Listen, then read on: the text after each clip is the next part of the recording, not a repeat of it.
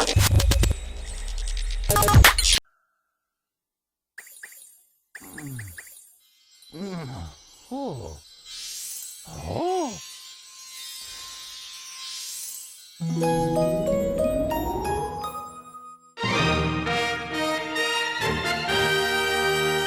everyone, it's Matt from IGN, and this is the video review of Super Mario Galaxy. This new 3D platformer arrives from Nintendo's Tokyo studio, which developed DK Jungle Beat on GameCube.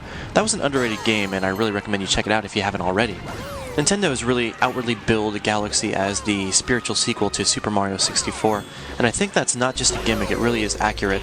This game really harkens back to that N64 classic, but it also has a very new feeling about it. I've said this before and I'll say it again, it is the best marriage of old and new. You have traditional analog control of Mario, but at the same time you have all these new Wii Remote controls, in addition to some really fancy graphics on Nintendo's new system. Mario games have never been known for their storylines, and this one's no different. Once again, Bowser's back, and this time yet again he wants Peach. So, he invades the Mushroom Kingdom at night during a festival, and armed with a fleet of spaceships, literally rips the castle from its foundation and whisks the princess off into outer space, at which point Mario gives chase. Not exactly the most original tale, I know, but the production values are exceptional. In fact, if you go back and compare this to Mario Sunshine, whose opening cinema featured a rendered idle animation of Mario of all things, you're going to see just a dramatic difference, a huge improvement in the way this game is presented. And this attention to detail extends well beyond the opening cinematic and through to the final boss fight.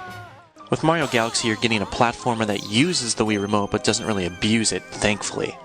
What I really mean by that is that the game knows its limits, so you are using analog control to control Mario, but at the same time, you utilize the Wii Remote simply pointing at the screen to pick up star shards about levels, or you can shake the Wii Remote to spin Mario, which is very useful in levels and feels very good.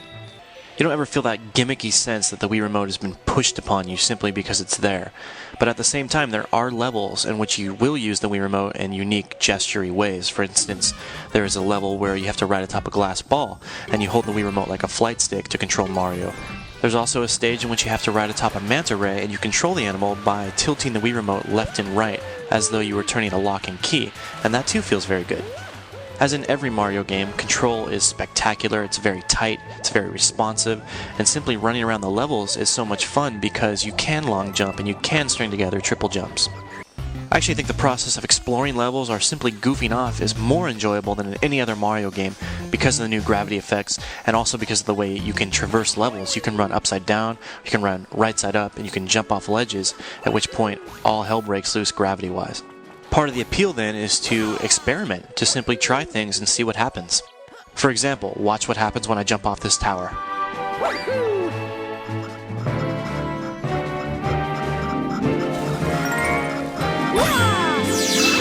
I had two fears going into Galaxy. The first is that all the levels in the game would look pretty much the same, clinging to a space motif in the same way that Sunshine clung to an island motif. And second, that Mario would only traverse small planets, never really exploring or platforming atop giant land masses. I think you can see in the footage, however, that both those fears are pretty well unwarranted. The game not only features more than 40 galaxies to explore, all of them very different in design, but it does have those big levels, just as it has the small asteroids and space debris to navigate. But don't take my word for it. I'm going to shut up now and let you watch some of this video.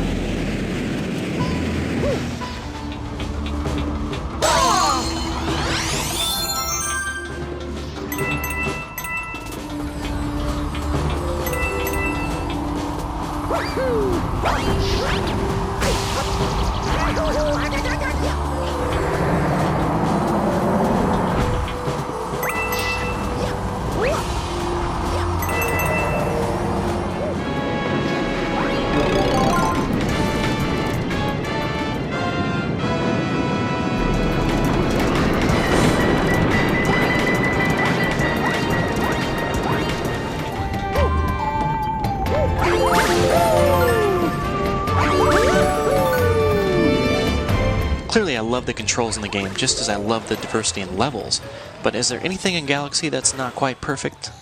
Well, yes. The game features a secondary storyline about a character named Rosalina, and the tale itself is not only a bit of a downer, but it's really irrelevant to the main gameplay.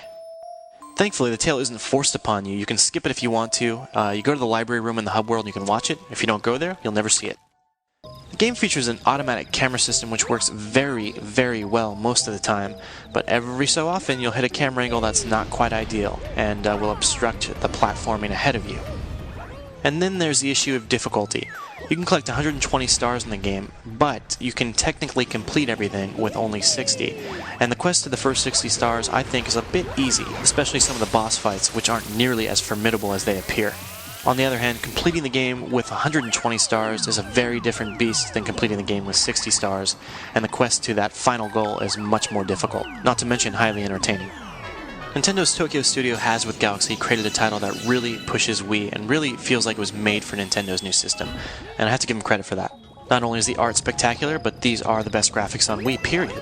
The characters look great up close, they animate fluidly, you have advanced lighting effects, advanced particle effects, you have specularity, you have refraction, you have reflection, you have transparencies, all of this running at a smooth frame rate throughout, and not only that, but everything runs in 480p progressive scan and 16:9 widescreen modes.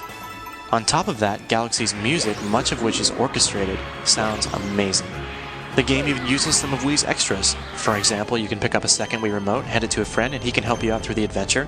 And also, you can take snapshots of your star achievement list and send them to buddies over the Wii Connect 24. Super Mario Galaxy is not only one of the best platformers I've ever played, it is the best game on Wii and the #1 reason to pick up Nintendo's system right now. I've given the game a 9.7 and an Editor's Choice Award. Don't hesitate, go get it.